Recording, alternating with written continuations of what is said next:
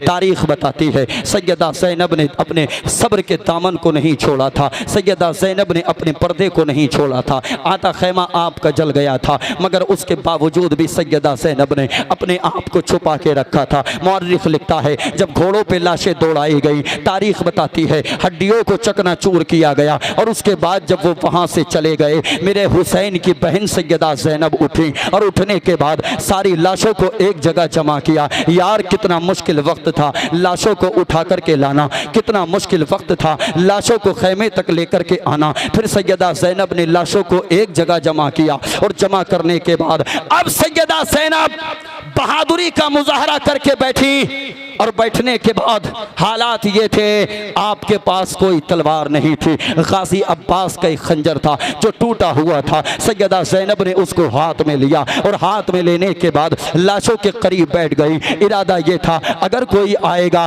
तो आज अली की बेटी अली का जलवा दिखाएगी, अगर कोई आएगा तो अली की बेटी अली का तेवर दिखाएगी। अल्लाहु अकबर। मुअर्रिख लिखता है किसी के आने की आहट महसूस हुई, किसी के कदमों की आहट हजरत ज़ैनब के कानों से टकराई। इरादा करके बैठी हैं अगर कोई बदनिगाह लेकर के आएगा, लाशों की तरफ जाएगा तो आज अली की बेटी अली का तेवर दिखाएगी, आज अली की बेटी अली की ताकत दिखाएगी, आज अली की बेटी अली की बहादुरी दिखाएगी। तारीख बताती है सैयदा ज़ैनब ने आने वाले की तरफ मुतवज्जो होकर के कहा था कौन है, कहां से आया है, वहीं रुक जा, मगर आने वाला नहीं रुका। तारीख बताती है सैयदा ज़ैनब के करीब आया और आने के बाद कहने लगा कौन हो बेटी, किस लिए यहाँ बैठी हो। अल्लाहु अकबर। तारीख बताती है जब सैयदा ज़ैनब को बेटी कहकर के पुकारा, सैयदा ज़ैनब ने सोचा इस मैदान करबला में, इस बयाबान में आखिर कौन है जिसने मुझे बेटी कहकर के पुकारा है। अल्लाहु अकबर। तारीख बताती है सैयदा ज़ैनब ने कहा मेरा नाम ज़ैनब है। कहा यहाँ किस लिए बैठी हो, कहा जनाजों की रखवाली करने के लिए बैठी हूँ। कहा ये किसकी लाशें पड़ी हैं, ये किसके जनाजे पड़े हैं। तब सैयदा ज़ैनब ने कहा था ये राकिबे दौशे पैगंबर का लाशा है, ये अली अकबर का लाशा है, ये अब्बास लंबरदार का लाशा है, ये औनो मोहम्मद का लाशा है, ये कासिम का लाशा है। आने वाले ने कहा था ये छोटी सी कब्र किसकी है। तब सैयदा ज़ैनब ने कहा था ये अली असगर की कब्र है। अल्लाहु अकबर। इतना सुना आने वाला शख्स वापस जाने लगा, एक जुमला कहा अल्लाह तुम्हारा मुहाफिज हो ज़ैनब, अल्लाह तुम्हारा मुहाफिज हो। इतना कहकर के वापस जा रहा था, सैयदा ज़ैनब दौड़ करके गई और आवाज़ दी आने वाले जरा अपना नाम तो बताता चला जा, इस बयाबान में मुझे बेटी कहकर के पुकारा है, इस बयाबान में मुझे बेटी कहा है, जरा अपना नाम तो बताता चला जा। तारीख बताती है आने वाले ने जवाब दिया था ज़ैनब मुझे पहचानती नहीं हो, मैं तुम्हारा नाना मुहम्मदुर रसूलुल्लाह हूँ। नारे तकबीर, नारे रिसालत, आमदे मुस्तफ़ा, अज़मते खानवादे रसूल। मैं तुम्हारा नाना मुहम्मदुर रसूलुल्लाह हूँ। अल्लाहु अकबर। सैयदा ज़ैनब कहाँ बैठी हैं? लाशों के करीब, जनाजों के करीब। कहाँ बैठी हैं? तवज्जो है, बात आगे बढ़ाएं, मुकम्मल तवज्जो है ना। लाशों के करीब। अब इरादा किया, दिल में ख्याल पैदा हुआ। हुसैन ने कहा था ज़ैनब मेरी सकीना मेरे बगैर सोती नहीं है। ज़ैनब ने इरादा किया सकीना के पास जाऊं। अचानक फिर से किसी के आने की आवाज़ आई, कदमों की आहट सुनी। सैयदा ज़ैनब ठहर गई। आने वाली कोई और नहीं बल्कि हज़रत हुर की बीवी थी। करीब आई। आने के बाद कहा था ज़ैनब मेरा शौहर हुर हुसैन के कदमों पे कुर्बान हो गया, मोहब्बत का हक अदा कर दिया। मैं कटोरे में पानी लेकर के आई हूँ, इसको कबूल कर लो ताकि मेरी मोहब्बत का भी हक अदा हो जाए। सैयदा ज़ैनब के करीब जब पानी का प्याला किया, सैयदा ज़ैनब ने कहा था आने वाली खातून पानी हटाओ, हमें पानी से नफरत हो गई है। अल्लाहु अकबर। पानी से नफरत हो गई है। अल्लाहु अकबर। आने वाली खातून को मालूम था अगर इन शहजादियों को या शहजादों को इनकी अम्मी फ़ातिमा का वास्ता दिया जाएगा तो हरगिज़ ये नहीं टालेंगे। तारीख़ बताती है हज़रत हुर की बीवी ने कहा था ज़ैनब तुम्हें तुम्हारी माँ फ़ातिमा का वास्ता, तुम कई रोज़ से प्यासी हो, इस पानी को ले लो। सैयदा ज़ैनब ने पानी का कटोरा लिया। मुअर्रिख़ लिखता है सैयदा ज़ैनब को ख्याल आया सकीना भी प्यासी है, कई रोज़ से सकीना ने पानी पानी नहीं पिया है। उस पानी के कटोरे को लेकर के सैयदा सकीना के खेमे की तरफ चली है हजरत ज़ैनब। सैयदा ज़ैनब जैसे ही सकीना के खेमे की तरफ दौड़ करके गई हैं, खेमे में जाकर के देखा सैयदा सकीना मौजूद नहीं है। हजरत ज़ैनब ने सोचा कहीं ऐसा तो नहीं कि जालिम मेरी बेटी सकीना को उठा करके ले गए हों या जालिमों ने मेरी बेटी को कत्ल कर दिया हो। आवाज़ थी सकीना किधर हो, सकीना किधर हो। तारीख बताती है मक्तल से आवाज़ आती है फूफी मैं यहाँ हूँ, यहाँ आइए। सैयदा ज़ैनब दौड़ करके गई सैयदा सकीना के करीब, तो क्या देखा,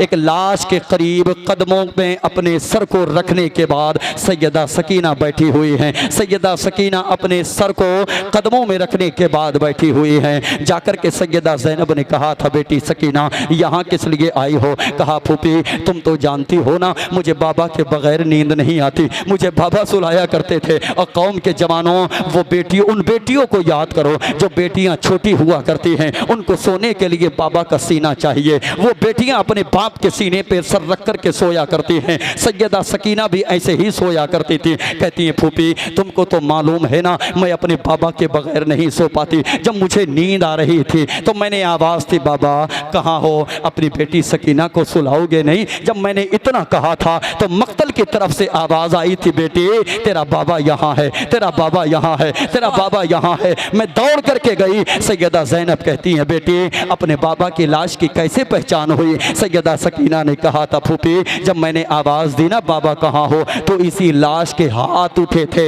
हाथ उठे थे, हाथ उठे थे और कहा था बेटी सकीना इधर आ जाओ, बेटी सकीना आओ मैं तुम्हें प्यार से सुला दूं। अल्लाहु अकबर। तारीख बताती है सैयदा सकीना से सैयदा ज़ैनब ने कहा था बेटी फिर कदमों में सर को रखने की ज़रूरत क्या थी, तू तो सीने पे सर रख करके सोया करती थी। मुअर्रिख लिखता है सैयदा सकीना ने कहा था फूफी जब मैं अपने बाबा के पास आई ना मैंने देखा कि बाबा के सीने पे ज़ख्म थे, ज़ख्मों के निशानात थे, पूरा बदन ज़ख्मों से चूर चूर था। मैंने इन्हीं कदमों के तलवों को बगैर ज़ख्मों के पाया, इसलिए मैंने बाबा के कदमों पे अपने सर को रख दिया। अल्लाहु अकबर। तारीख बताती है कहा मुझसे गवारा ना हुआ कि मैं भी उन ज़ख्मों पे अपने सर को रख दूं, कहीं ऐसा ना हो कि बाबा को तकलीफ़ हो जाए। ये बेटियां बाप को तकलीफ़ नहीं देती, ये बेटियां बाप के लिए तकलीफ़ का बाइस नहीं बनती। कौम के जवानों बेटियां बड़ी अनमोल हुआ करती हैं। सैयदा ज़ैनब ने जब इतना सुना सैयदा ज़ैनब ने कहा था सकीना ये पानी का प्याला है, इसको लो मेरी बच्ची, इसको पी लो। सैयदा ज़ैनब से कहा था फूफी मुझे बताओ तुम भी तो 3 रोज़ से प्यासी हो, क्या तुमने पानी को पिया है? अल्लाहु अकबर। सैयदा ज़ैनब ने कहा था बेटी जिस घर के बच्चे प्यासे हुआ करते हैं उस घर के बड़े पानी नहीं पिया करते। इतना सुनना था सैयदा सकीना ने पानी के कटोरे को अपने हाथ में लिया और लेने के बाद मक्तल से निकली, दौड़ लगा दी मक्तल की दूसरी जानिब। अल्लाहु अकबर। सैयदा ज़ैनब ने कहा था बेटी किस तरफ चली हो, बेटी किस तरफ जा रही हो? तब सैयदा सकीना ने कहा था फूफी अभी तो तुमने कहा था ना कि जब घर के छोटे प्यासे हों तो बड़े पानी नहीं पिया करते। मेरा भाई अली असगर भी तो प्यासा है ना, वो भी तो मुझसे छोटा है ना, वो जब तक पानी नहीं पिएगा सकीना भी पानी नहीं पिएगी। दौड़ करके जा रही थी, मशीयत को कुछ और ही मंजूर था। अचानक ठोकर लगी, जमीन पर पानी गिर गया। तारीख बताती है आवाज आती है सलाम हो मुस्तफा के घर वालों, सलाम हो सकीना तेरी हिम्मत को, तेरी जुर्रत को। वाह, नारे तकबीर, नारे रिसालत, जिक्रे शोदाए करबला, अज़मते खानवादे रसूल। वाह। हाँ सब्र देखेंगे हुसैन के घर वालों का, और आज अपने गिरेबानों में झांकें। ये तो हुसैन के घर वालों के बच्चों का सब्र है। अपने सब्र का इम्तिहान लेना हो तो कभी मस्जिद में इफ्तारी रख दें, बच्चों को भी बिठा लें, फिर देखना कि बड़ा लुकमा कौन खाता है। मगर ये हुसैन के घर वाले, ये हुसैन के घर वाले हैं जिन्होंने सब्र के दामन को नहीं छोड़ा। आ गया वो वक्त, एक यजीदी इमाम ज़ैनुल आबिदीन के पास आया।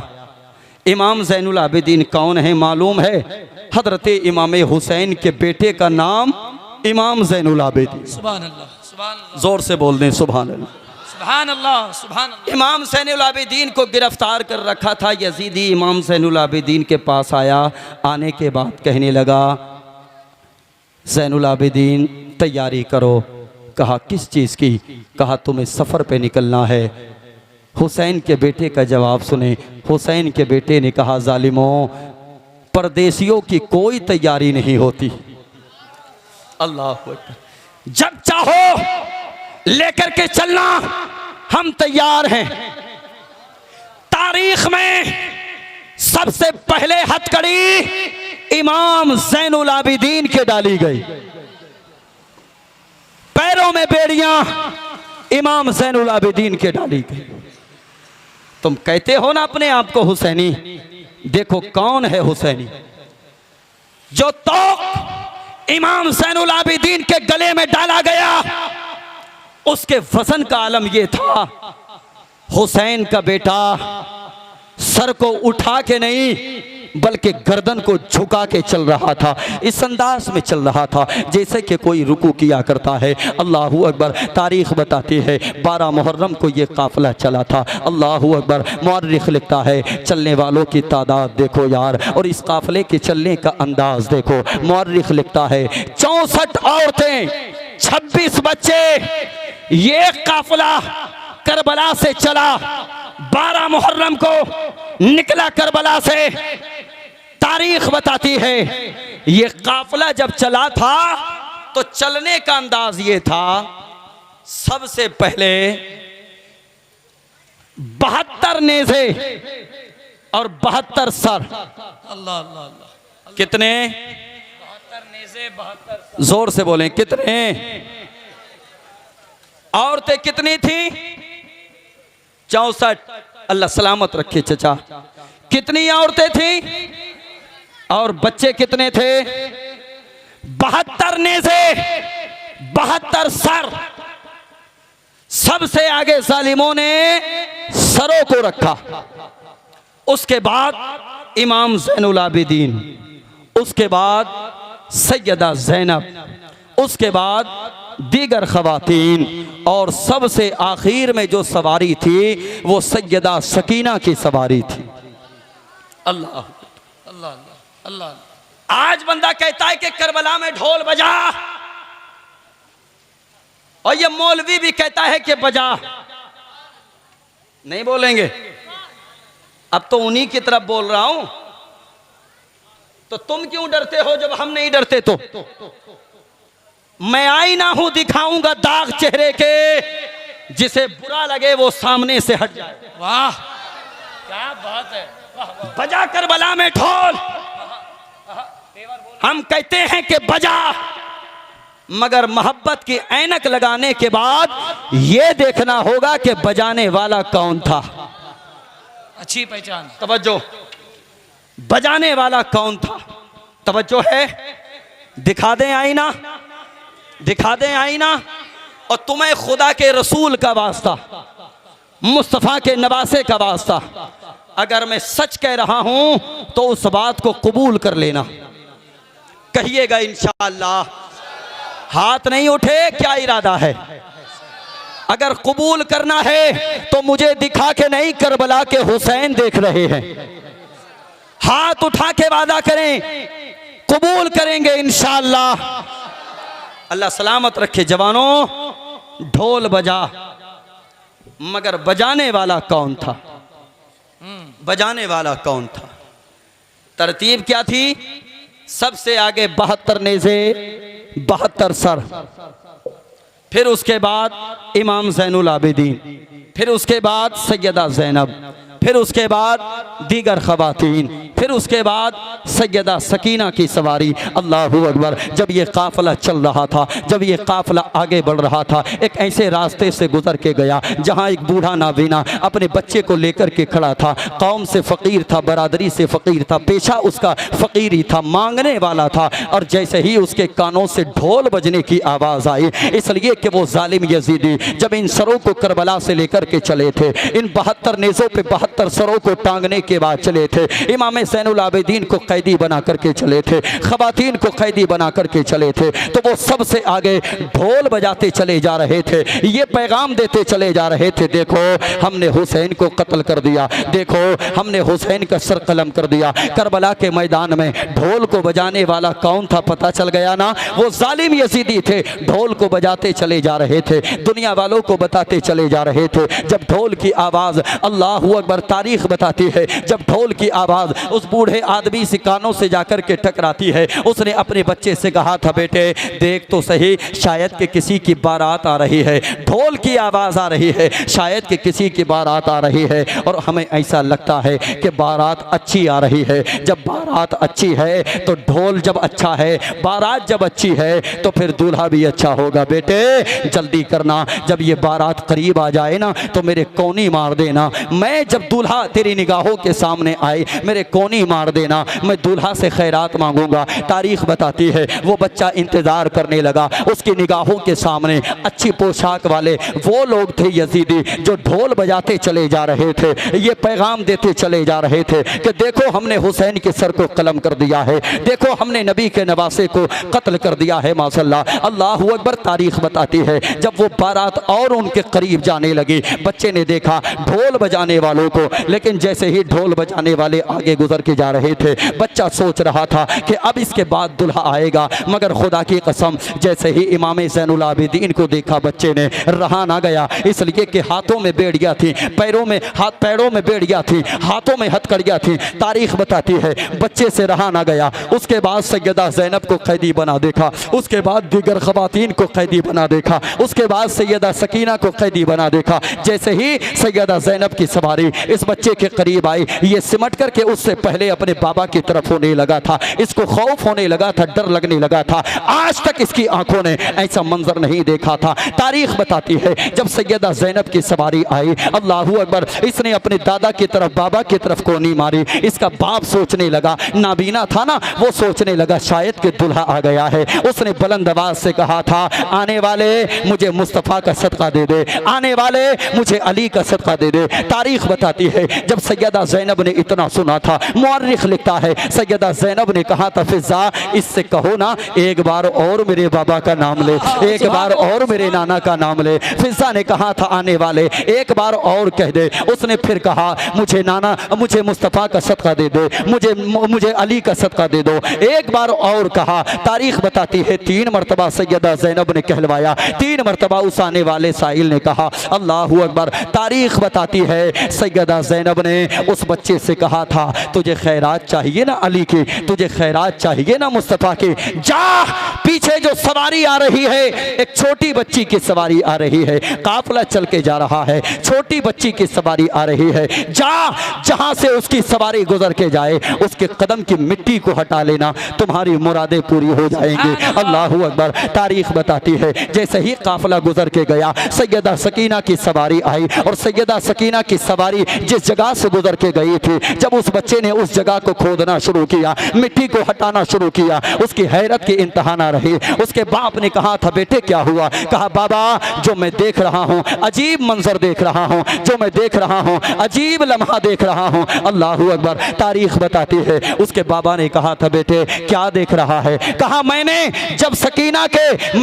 जब आखिरी सवारी के कदमों से मिट्टी को हटाया तो मैं क्या देख रहा हूँ कि इस जगह पे सोना निकल रहा है। जोर से बोले, सोना निकल रहा है। तारीख बताती है बूढ़े ने कहा था, बच्चे सोने को छोड़ उसकी तरफ चल। कहा, किसकी तरफ जाना है? कहा, जिसने इस जगह का पता बताया है। अल्लाहू अकबर। वो बूढ़ा कहता है, बच्चे तुझे मालूम नहीं ये जाने वाली या तो मुस्तफा की बेटी है या फिर अली की बेटी है।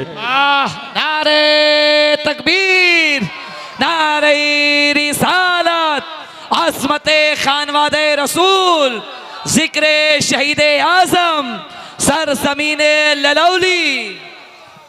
हाँ, ये मुस्तफ़ा की बेटी गुजर के गई है या फिर अली की बेटी गुजर के गई। अल्लाह।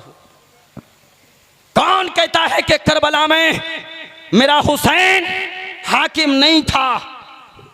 करबला में भी मेरा हुसैन हाकिम था। वाह, आवाज ऊंची निकालें। कौन हाकिम था? जोर से, जोर से, जोर से। करबला में भी हुसैन हाकिम और कूफा में भी हुसैन हाकिम। आओ, ये काफिला और आगे बढ़ा, बढ़ता गया काफिला। जुल्म और सितम की इंतहा कर दी जालिमों ने। बेड़ियां पड़ी हैं पैरों में, हाथों में हथकड़ियां।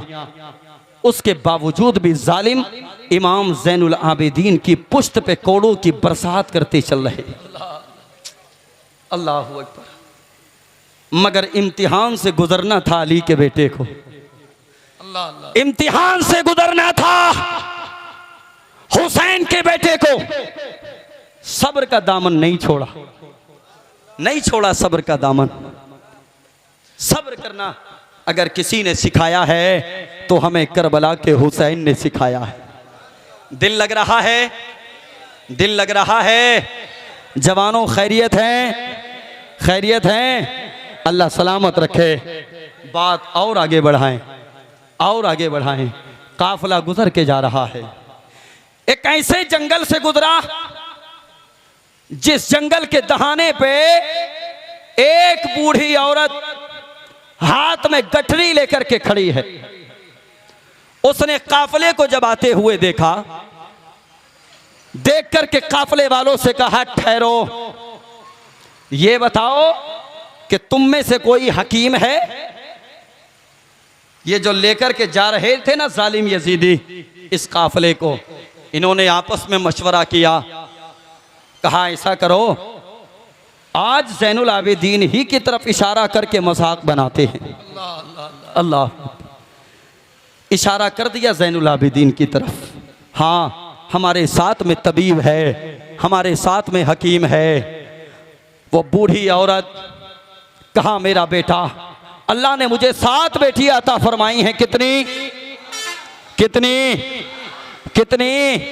7 बेटियां, एक ही बेटा है मेरा। कितने बेटे हैं? अल्लाह से बेटे मांगने वालों, कभी अल्लाह से बेटियों को भी मांगा करो। हाँ, बेटियां भी मांगा करो। 7 बेटियां, एक बेटा। कहा, काफिले वालों, मेरा बेटा बहुत बीमार है, कहीं ऐसा ना हो मेरे बेटे का इंतकाल हो जाए। एक ही बेटा है, इकलौता बेटा है, 7 बहनें हैं। जब इशारा किया इमाम ज़ैनुल आबिदीन की तरफ, कहा ये तबीब है हमारे साथ में। वो बूढ़ी औरत आगे बढ़ी और आगे बढ़ने के बाद इमाम ज़ैनुल आबिदीन की तरफ देखा और देखने के बाद कहा था, क्या तुम हकीम हो? इमाम ज़ैनुल आबिदीन ने कहा था, अल्हम्दुलिल्लाह, सुभान अल्लाह, अल्हम्दुलिल्लाह। मैं ही हकीम नहीं माई, मेरा बाबा भी हकीम, वाह, मेरा दादा भी हकीम, मेरा नाना भी हकीम। सुभान अल्लाह, सुभान हमारा अल्लाह, तो खानदान ही हकीमों का है। सुभान अल्लाह, सुभान अल्लाह। जोर से बोलें, हमारा तो खानदान ही हकीमों का है। इतना सुनना था। जान में जान आ गई बूढ़ी औरत की। कहा, आने वाले मुसाफिर, चल मेरे साथ मेरे घर की तरफ। तवज्जो मेरी तरफ रखें, तवज्जो है। कह दें, या हुसैन, या हुसैन, या हुसैन, या हुसैन। इमाम ज़ैनुल आबिदीन से कहा, शहजादे घर की तरफ चल। इमाम ज़ैनुल आबिदीन ने कहा, माई तुम देख रही हो ना, हम तो कैदी बने हुए हैं और इनके कैदी हैं। ये अगर इजाजत दें तो मैं तुम्हारे घर में चलने के लिए तैयार। इतना जब कहा इमाम ज़ैनुल आबिदीन ने, वो जालिम तो दौलत के भूखे थे। वो बूढ़ी औरत गई उनके पास, कहा, इस हकीम को भेजो मेरे साथ। उन्होंने सबसे पहले कहा, बता बदले में क्या मिलेगा? क्या कहा? बदले में क्या मिलेगा? मरता क्या नहीं करता। उसको बेटा जिंदा चाहिए था, बेटे की तीमारदारी करनी थी। ये माएँ भी बड़ी अजीब होती हैं, खुद नहीं खाती मगर बेटों को खिला के सुलाती। सुभान अल्लाह, सुभान अल्लाह, सुभान अल्लाह। बेटे भी बड़े अजीब होते हैं। जब अल्लाह मनसब देता है, उस बूढ़ी माई को घर में तन्हा छोड़ के मुंबई चले जाते। अल्लाह अल्लाह अल्लाह। मैं बारहा कहता हूं जवानों, ऐसे जवानों की जवानी पे लानत, जो जवानी बाप के काम ना आए, लानत ऐसी जवानी पे जो जवानी मां के काम ना आए। कहा इस हकीम को भेजो हमारे घर पे, का बदले में क्या मिलेगा? तारीख बताती है बूढ़ी औरत ने अपनी पोटली को खोला। मौर्रिख लिखता है जब बूढ़ी औरत ने अपनी पोटली को खोला था, अल्लाहू अकबर, उसमें कोई आम सामान नहीं था बल्कि उसके अंदर सोना था। उस बूढ़ी माई ने कहा था ये सारा सोना ले लो, मगर इस आने वाले मुसाफिर को मेरे साथ भेज दो, ये सारा सोना तुम्हारा हो गया, इस हकीम को मेरे साथ भेज दो। मौर्रिख लिखता है इमाम ज़ैनुल आबिदीन को जब जाने की इजाज़त दी गई, ये बूढ़ी माई अपने घर की तरफ लेकर के चली। अल्लाहू अकबर, इमाम ज़ैनुल आबिदीन के कदमों से चला भी नहीं जा रहा था मगर लड़खड़ाते हुए चल रहे थे, इसलिए कि भूख ने भी निढाल किया था, प्यास ने भी निढाल किया था। ये सफ़र बड़ा अजीब सफ़र था जो कि कैदी बन के जा रहे थे इमाम ज़ैनुल आबिदीन। अल्लाहू अकबर, आराम आराम से चल रहे थे इमाम ज़ैनुल आबिदीन। चलते चलते बूढ़ी माई के साथ उसके घर के जब करीब पहुँचे, बूढ़ी माई का जैसे ही दरवाज़ा आया, दरवाजे पे एक बेटी खड़ी है। उस बेटी ने माँ को मुतवज्जे करने के बाद कहा था माँ अब इसका आना बेकार है, इससे कहो कि ये वापस चला जाए। कहा बेटे वो किस लिए? कहा जिस लिए लेकर के आ रही थी वो भाई अब जिंदा ना रहा, किस लिए लेकर के आई हो, अब इससे कहो कि ये वापस चला जाए। अल्लाहू अकबर, बूढ़ी माई ने कहा था बेटे मैं माजरत चाहूँगी, मैंने तुझे तकलीफ़ दी, मैंने तुझे सहमत दी, मैं तुझको यहाँ तक लेकर के आई, अब मेरा बेटा ही जब जिंदा नहीं बचा तो फिर तेरा आने का फ़ायदा क्या हुआ, जा वापस चला जा। अल्लाहू अकबर, इमाम ज़ैनुल आबिदीन ने कहा था माई घर आए मेहमानों को वापस दरवाजे से नहीं किया करते, नहीं किया करते, जब मैं आ ही गया हूँ तो मुझे दरवाजे पे लेकर के यहाँ से लौटाने की ज़रूरत क्या है, मुझे अंदर लेकर के चलो। मुअर्रिख लिखता है उस माई ने कहा था बेटे अंदर जाकर के क्या करेगा, मेरा बेटा तो इंतकाल कर गया है, मेरा बेटा तो दुनिया से चला गया है। अल्लाहू अकबर, तारीख बताती है इमाम ज़ैनुल आबिदीन ने जिद की, माई उसका हाथ पकड़ने के बाद अंदर लेकर के आई। अंदर आकर के क्या देखा, बहनें अपने भाई के जनाजे के करीब बैठ कर के रो रही हैं। एक बहन कह रही है भाई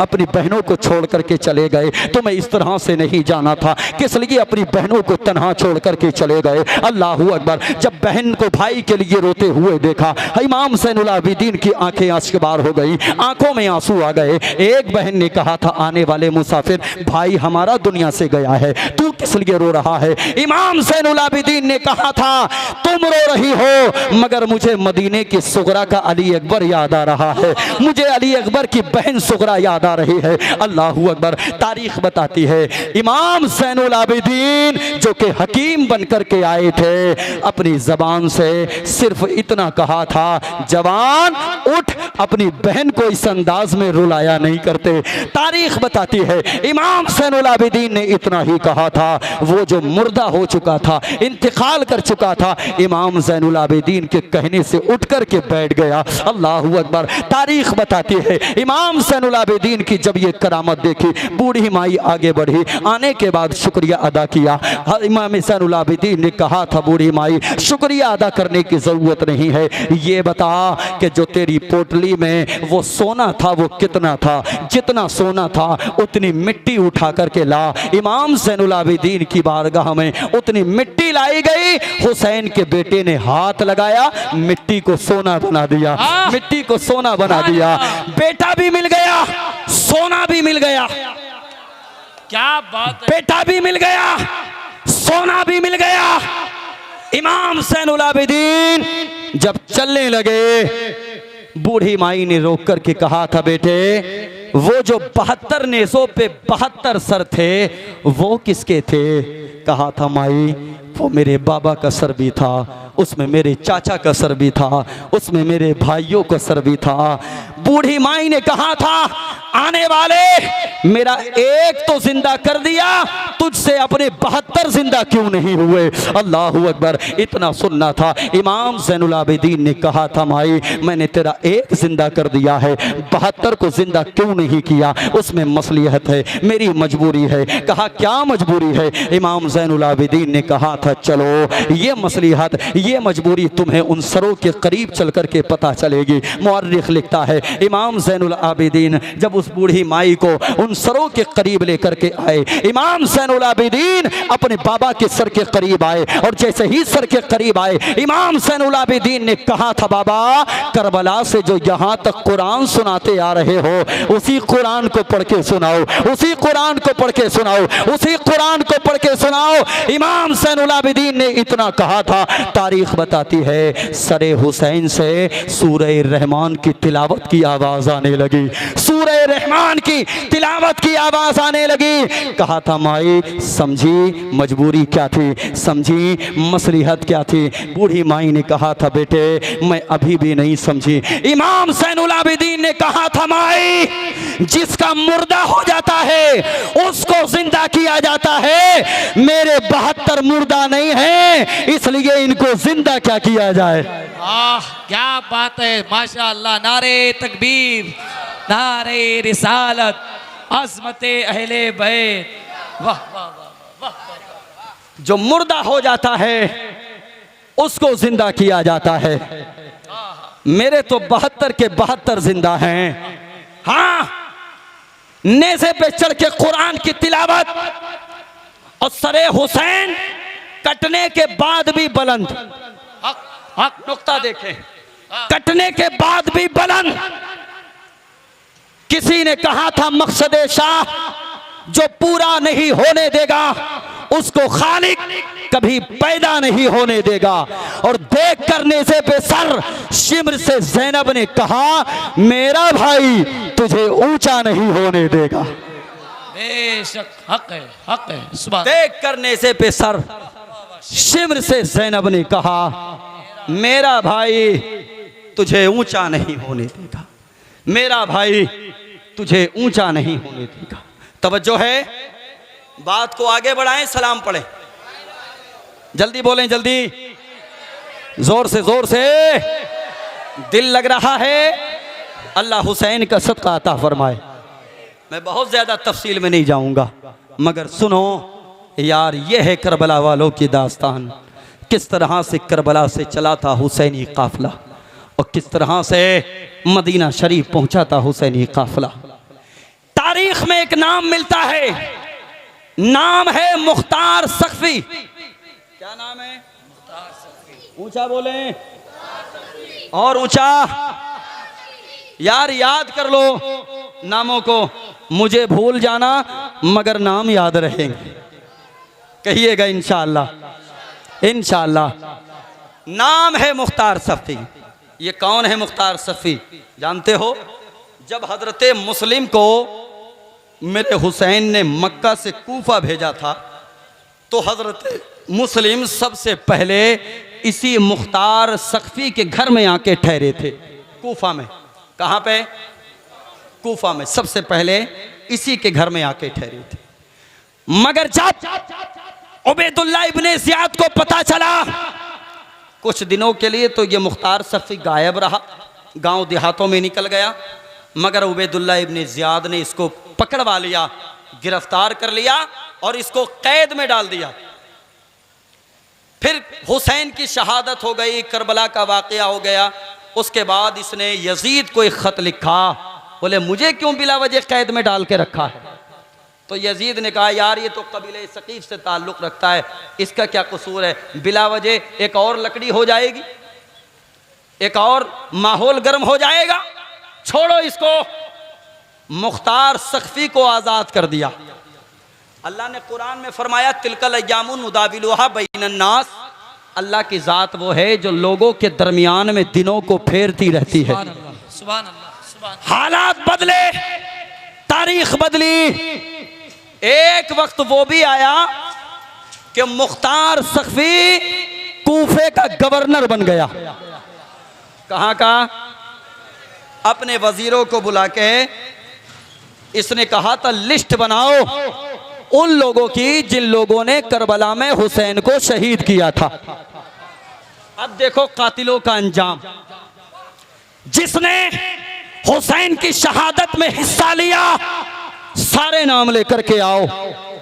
तारीख बताती है मुख्तार सख्फी ने सबकी लिस्ट तैयार की और सबको पकड़वाया और बारी बारी सबको वासिले जहन्नम करता रहा, सबको मारा।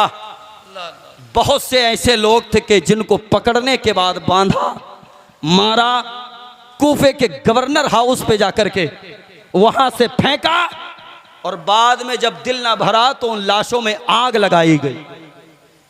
ऐसा अंजाम हुआ उन जालिमों का जिन्होंने करबला में हुसैन पे जुल्म किया था।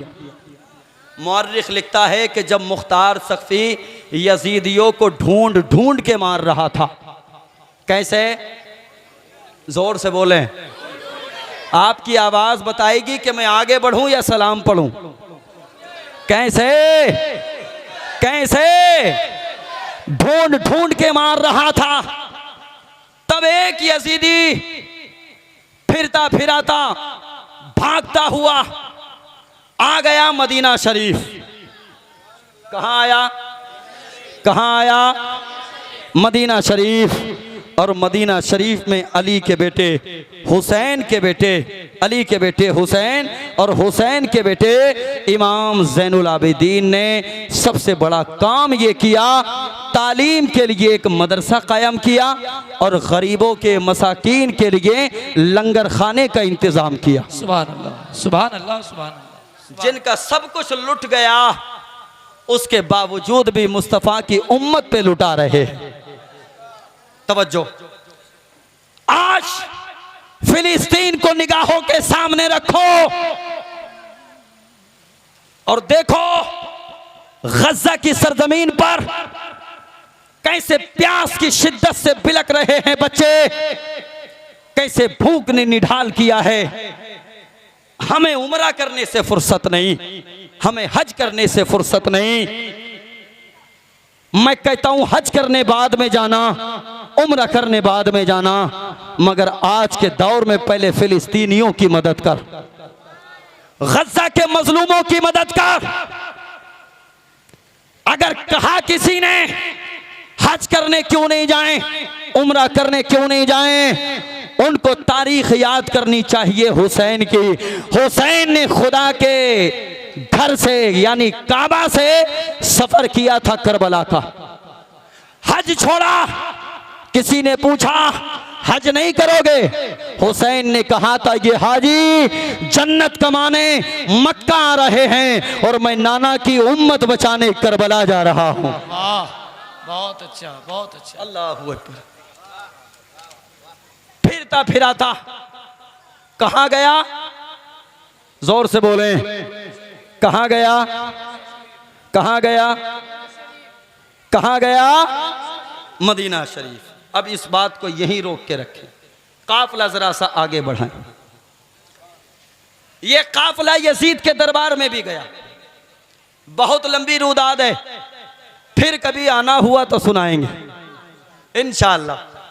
यजीद के दरबार में भी गया, मगर चलते चलते चलते चलते चलते इस काफिले ने रुख किया मदीना शरीफ का। अल्लाहू अकबर। जब ये काफिला करबला के मैदान से चला था, 12 तारीख को चला था, और ललोली वालों जरा दिल पे हाथ रख के सुनो ये दास्तान। कितने मुहर्रम को चला, 12 मुहर्रम को ये काफिला चला। तारीख बताती है 12 मुहर्रम को चलने के बाद ये काफिला जो मदीना शरीफ में पहुंचा था, 27 रमजानुल मुबारक को पहुंचा था। 12 मुहर्रम को चला, 27 रमजानुल मुबारक को मदीना शरीफ में पहुंचा। कितना वक्त हो गया, तकरीबन 9 महीने ये काफिला चलता रहा, गांव देहातों से गुजरता रहा, जंगलों से गुजरता रहा, मुसीबतों से गुजरता रहा, मसाइब से गुजरता रहा, परेशानियों से गुजरता रहा, लेकिन आखिरकार ये काफिला मदीना शरीफ पहुंचा। खुदा की कसम, अली की बेटी ने करबला से चलने के बाद मदीना शरीफ तक पहुंचने तक 72 मरतबा कुरान की तिलावत की। कितनी मरतबा? 72 मरतबा कुरान की तिलावत की। मेरी कौम की शहजादियों, अगर कुरान पढ़ना जानती हो तो घरों में कुरान खोल करके बैठा करो। कुरान पढ़ना जानती हो तो कुरान की तिलावत किया करो, इसलिए कि जिस घर में कुरान की तिलावत नहीं होती उस घर की बरकतों को उठा लिया जाता है, रहमतों को उठा लिया जाता है। और जिस घर में कौम की शहजादी कुरान लेकर के बैठती है, अल्लाह की रहमतों के खजाने उतार दिए जाते हैं।